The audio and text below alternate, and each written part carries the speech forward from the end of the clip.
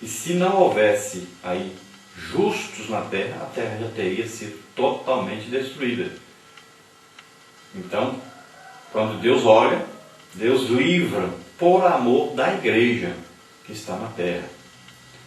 Então veja bem que a resposta aqui é bem clara. Por amor desses eu não vou destruir a cidade. Mas Abraão foi intercedendo. Mas chegou um ponto em que Abraão achou que já estava exagerando. E ficou temeroso da ira de Deus sobre ele também. Porque ele insistia. E ele foi diminuindo de 50 até chegar a 10. E ele achou que Ló, com sua esposa, com mais 2 filhas, já eram 4 pessoas. Com os 2 namorados, noivos aí, né, das suas 2 filhas, já seriam aí 6 pessoas. E ele achou que essas 6 pessoas poderiam, no mínimo, terem convencido mais 4 pessoas de que Deus era um Deus todo-poderoso, de que Deus era o Deus verdadeiro, que eles deveriam obedecer a esse Deus. Provavelmente aí o pai e a mãe, pelo menos, de um dos noivos da sua filha, e outro pai e mãe do outro noivo da sua filha, da outra filha. Pelo menos isso deveria ter acontecido. Então ele parou nos 10, não quis prosseguir, temeroso de que Deus se irasse contra ele e temeroso de que Deus acabasse destruindo a cidade junto com Ló e sua família também. Então ele achou que já estava bom, ele que parou aí no 10.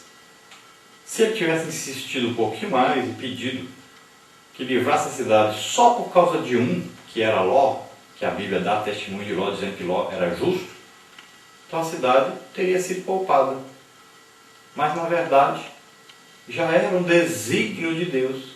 E se Deus quisesse realmente que a cidade não fosse destruída, que não fosse usada como exemplo para as gerações futuras, Deus mesmo colocaria em Abraão o desejo de prosseguir na oração. É uma coisa interessante isso.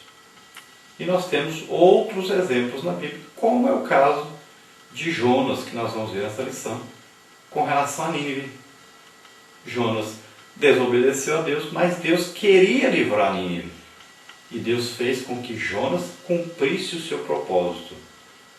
E então Deus armou todo um projeto em cima de Jonas e levou Jonas a se arrepender de estar indo para o lugar errado. Deu coragem a Jonas para ir até Nínive e pregar aquela nação. E eles se arrependeram. Eles oraram a Deus pedindo perdão. E Deus os livrou. Então tudo está dentro da vontade de Deus, do propósito de Deus. Tudo é Deus quem comanda as coisas que ocorrem. Glória a Deus por isso. O que nos leva a interceder? O amor. O que levou Abraão a interceder por Ló? O amor que ele sentia pelo seu sobrinho. E a Bíblia diz que lembrou-se aí. Deus se lembrou de Abraão na hora que ia destruir Sodoma e Gomorra e livrou o Ló. Veja bem que os anjos chegaram e disseram: enquanto você não sair daqui com a sua família, nós não podemos fazer nada. Tiveram então que praticamente forçar a saída de Ló e sua família da cidade, para que eles pudessem cumprir as ordens de Deus em relação a Sodoma. Então veja bem que é uma coisa muito interessante isso, porque nós podemos mudar o destino totalmente de uma pessoa, de uma família, de uma cidade, quando nós estamos o quê? Orando e intercedendo em favor destes. Isso é muito importante que nós entendamos a importância da intercessão. Quantas vezes vai acontecer uma tragédia na vida da pessoa, um acidente, alguma coisa, e essa pessoa é livre disso. Acontece uma tragédia, mas ele é livre, ele sai ileso desse problema. Às vezes um avião que caiu, às vezes aí um terremoto que aconteceu e tal, e a pessoa sai ilesa. Por quê? Porque havia ali a intercessão. Alguém estava orando. Quantas mães já livraram seus filhos? Filhos rebeldes, desobedientes, que se desviaram do Evangelho e estão por aí fazendo todo tipo de coisa errada. E quantas mães estão ali intercedendo todo dia, quantos pais intercedendo e livrando esses filhos do mal, de serem mortos, de serem destruídos, até que eles tenham ali uma oportunidade de voltar à casa do Senhor. São muitos. Quantos maridos que maltratam suas esposas, batem as suas esposas, impedem as suas esposas de ir para a igreja, não sabendo eles que as suas esposas que estão ali intercedendo por eles e livrando-os da destruição, do juízo de Deus sobre eles. Eles não sabem disso.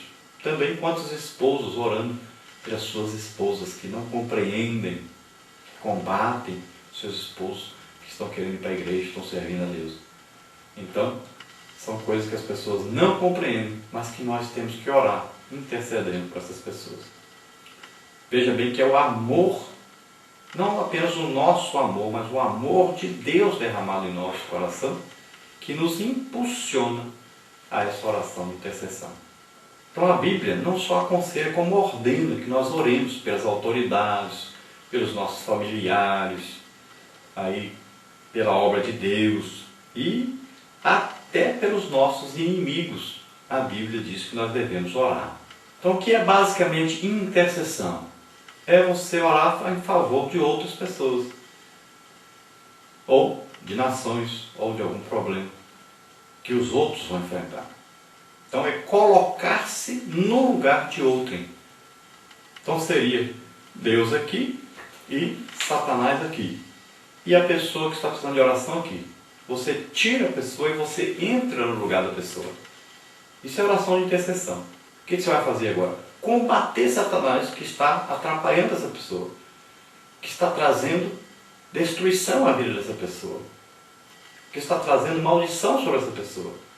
Então você enfrenta ele e diga: sai em nome de Jesus, eu te resisto em nome de Jesus. Sai da vida dessa pessoa, você ora pela pessoa. Às vezes ele jogou doença na pessoa, você ora para que a pessoa seja curada. Às vezes está havendo divisão na casa da pessoa, na família, e você ora para que haja união, aconselha, ajuda que haja união. E você vai a Deus agora, orando em favor, buscando solução para essa pessoa, buscando bênção de Deus em favor dessa pessoa. Isso é intercessão. É um combate, na verdade.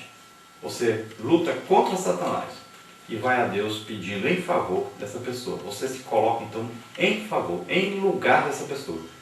A maior intercessão que nós conhecemos qual é? A intercessão de Jesus Cristo por nós. Ele nos substituiu na cruz. Nós estávamos condenados devido ao pecado que cometemos, à desobediência ao Pai.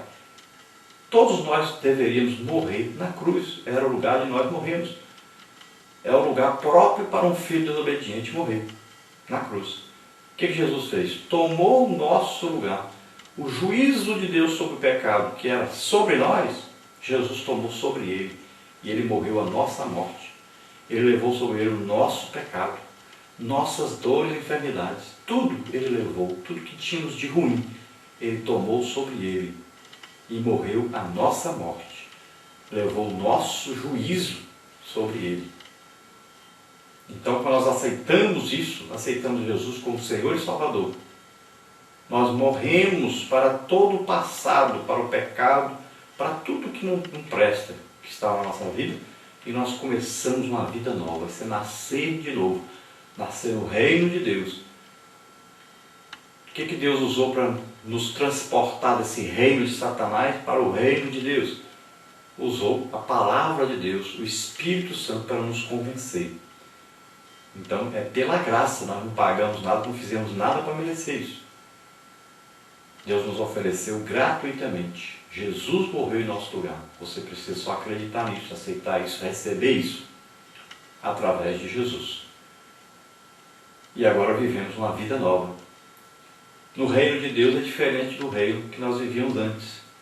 O reino de Deus não é comida, bebida, O reino de Deus é paz, é justiça e é gozo, alegria no Espírito Santo. Aleluia! É uma nova vida, uma nova realidade. Viva de acordo com o reino a que você pertence. Você deve estar vivendo em paz, você deve estar vivendo em justiça e você deve estar vivendo em alegria no Espírito Santo. Glória a Deus.